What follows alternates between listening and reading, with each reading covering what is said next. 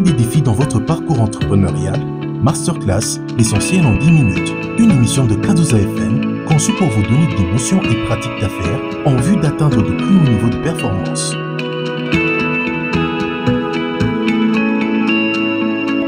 Bonjour et bienvenue dans ce nouvel épisode de Masterclass, une courte émission d'apprentissage conçue pour vous partager les connaissances et les compétences essentielles à la création d'entreprises solides. Il y a un jeu que j'aime jouer avec ma fille qui s'appelle Jenga. Le but de ce jeu est de construire une tour aussi haute que possible. Vous commencez par superposer des blocs par lot de 3 jusqu'à ce que vous ayez construit une tour de 18 étages. Ensuite, vous retirez soigneusement un bloc du niveau inférieur de la tour, plus précisément celui qui perturbera le moins la stabilité de la tour, et vous le placez au sommet de la tour. Le but de ce jeu est de construire la plus haute tour sans écrouler toute la construction. Mais voici le défi à relever. Plus vous retirez des pièces dans la partie inférieure de la tour pour tenter de bâtir en hauteur, plus vous affaiblissez votre structure et à un moment donné, vous faites tout tomber. Et cela peut arriver dans le business. En tant qu'entrepreneur, nous désirons atteindre de plus hauts niveaux. Plus de ventes, plus de clients, plus de produits. Nous désirons voir une évolution croissante. Mais lorsque nous essayons de faire passer notre entreprise au niveau supérieur, nous devons nous assurer que notre structure est solide. Nous devons nous assurer que nous construisons des colonnes solides qui soutiendront notre croissance. Nous devons veiller à ce que la croissance que nous connaissons actuellement ne repose pas sur une structure instable. Alors, quels sont les piliers sur lesquels nous pouvons bâtir une entreprise solide? Quelles sont les pratiques d'affaires qui, si elles ne sont pas appliquées maintenant, pourraient nous coûter plus de temps, d'argent et d'ennui à l'avenir?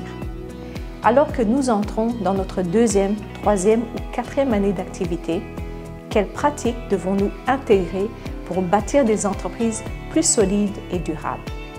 En architecture, les colonnes sont conçues pour supporter le poids des toits, des étages supérieurs ou des plafonds afin d'assurer la sécurité et la solidité de la structure ou du bâtiment. Le même principe est appliqué dans les entreprises. Les entreprises qui sont sur le marché depuis longtemps et qui continuent de se développer sont celles qui opèrent sur des piliers stratégiques. Bien qu'il puisse y en avoir plus de 4, les axes sur lesquels bâtir sont les finances, les clients, les processus et les capacités. Voici un aperçu de ces piliers que nous développerons au cours des prochaines leçons de Masterclass. Les finances. En abordant ce pilier, nous examinerons les systèmes, les pratiques et autres éléments cruciaux qui doivent être compris et mis en place afin d'atteindre la performance financière, se conformer à la réglementation et l'utilisation efficace des ressources. Les clients. En abordant ce pilier, nous vous aiderons à développer une approche commerciale proactive et méthodique. Plus précisément, nous partagerons des pratiques et des outils qui, une fois appliqués, vous aideront à atteindre des niveaux de vente plus élevés. Les processus. Tout au long de ces leçons, nous examinerons les systèmes, processus et structures organisationnelles dont vous devez disposer pour soutenir votre croissance. Capacité. Enfin, nous expliquerons le concept de renforcement des capacités et nous vous aiderons à identifier les compétences essentielles à développer pour accroître les performances. Ce n'était qu'un aperçu des piliers sur lesquels bâtir des entreprises solides et durables.